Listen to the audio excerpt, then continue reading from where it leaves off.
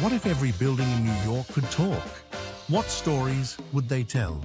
From Gilded Age mansions to glass super talls piercing the clouds, New York City isn't just a place.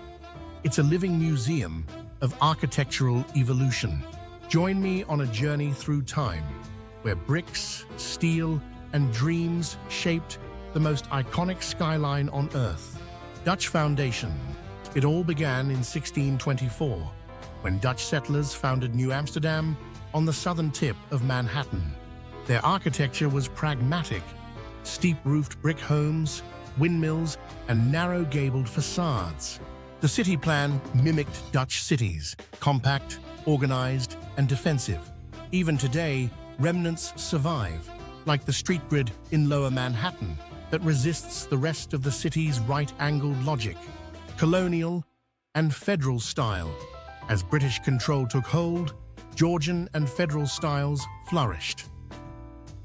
Symmetry, brickwork, and white-trimmed windows defined 18th century buildings. Examples include the Maurice Jumel Mansion, 1765, and France's Tavern, 1719.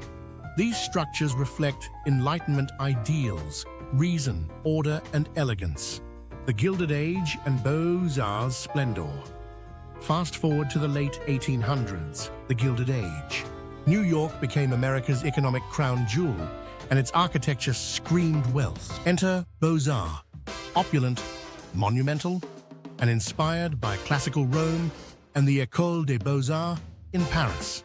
Think Grand Central Terminal, the New York Public Library, and the Metropolitan Museum of Art. Mansions lined Fifth Avenue, modeled after European palaces. The birth of the skyscraper. Steel changed everything. In the early 20th century, New York pioneered the modern skyscraper. The Flatiron Building, 1902, a steel-framed wedge of innovation, sparked the vertical race. Then came the Chrysler Building, 1930, and the Empire State Building, 1931, Art Deco masterpieces that defined ambition. Zoning laws in 1916 gave us tiered setbacks, those wedding cake skyscrapers that let sunlight reach the streets. Mid-century modernism and brutalism. Post-World War II, sleekness replaced ornament. The international style took hold. Glass, steel, and minimalism. Lever House and the Seagram Building embodied this shift. Transparent, functional, corporate. Then came brutalism.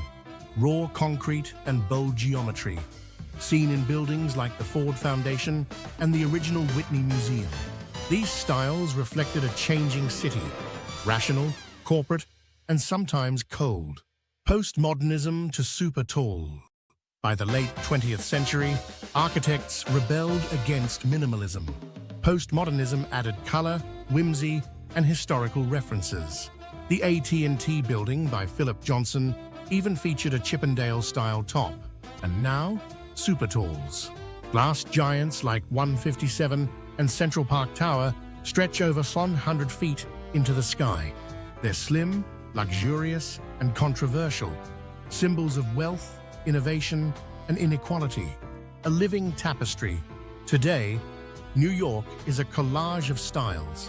A Romanesque church beside a glass condo. A brownstone shadowed by a skyscraper. The city doesn't erase its past, it stacks it. Each building, old or new, adds a voice to the urban symphony. So next time you walk down a New York street, look up. You're not just seeing architecture, you're reading history written in concrete, steel, and glass.